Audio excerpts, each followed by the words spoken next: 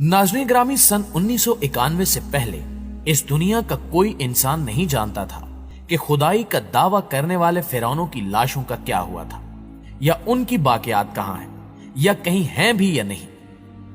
इल्हामी किताबों तौरात, बाइबल और कुरान पाक में इस वाक़े का जिक्र तफसील से मिलता था कि हजरत मूसा अलैहिस्सलाम और बनी इसराइल कौम का पीछा करता हुआ फिरौन पानी में गर्क होकर अपनी फौज समेत मर गया था, जबकि हजरत मूसा अलैहिस्सलाम और उनकी कौम को पानी ने अल्लाह के हुक्म से गुजरने का रास्ता दे दिया था। इसके बाद उसका क्या हुआ था, इस बारे में बाइबल और तौरात खामोश है। फिरौन के डूबकर मरने के बाद समंदर ने उसकी लाश को अल्लाह के हुक्म से बाहर फेंक दिया, जबकि बाकी लश्कर का कोई नामो निशान न मिल सका।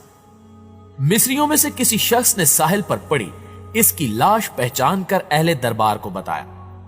फिरौन की लाश को महल में पहुंचाया गया। दरबारियों ने मिसालें लगाकर उसे पूरे शान और एहतराम से ताबूत में रखकर महफूज कर दिया, लेकिन हनूद के अमल के दौरान इनसे एक गलती हो गई थी। फिरौन क्योंकि समंदर में डूबकर मरा था और मरने के बाद कुछ अरसे तक पानी में रहने की वजह से उसके जिस्म पर समुद्री नमकियात की एक तह जमी रह गई थी। लेकिन कुरान पाक में इसके अंजाम के बारे में एक बहुत ही अजीब बात कही गई थी, जिसकी किसी को समझ नहीं थी कि इसका मतलब क्या है।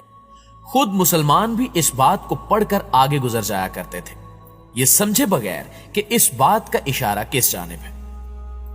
सूरह यूनुस में फिरौन के मरने के बाद उसका अंजाम कुछ इस तरह फरमाया गया था, बस हम तेरे बदन को समंदर से निकालकर महफूज कर लेंगे ताकि तू बाद में आने वालों के लिए इबरत बन जाए। सूरह यूनुस आयत नंबर 92। नाज़रीन ग्रामी, ये वाकया आज से 3500 साल पहले पेश आया था।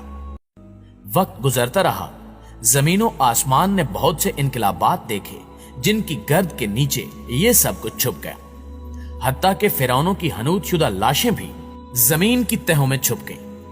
इनके नाम सिर्फ किताबों, इनकी तामीरात और लोगों के जहनों में रह गए। प्यारे दोस्तों, इस वाक़े के 2000 साल बाद इस दुनिया में अल्लाह के आखिरी नबी हजरत मोहम्मद सल्लल्लाहु अलैहि वसल्लम तशरीफ लाए। उन पर नाजिल होने वाली आखिरी किताब में फिरौनों के किस्से बड़ी तफसील के साथ बयान किए गए थे, और इसी सिलसिले में उस फिरौन का जिस्म महफूज करने की बाबत आयत भी नाजिल हुई थी।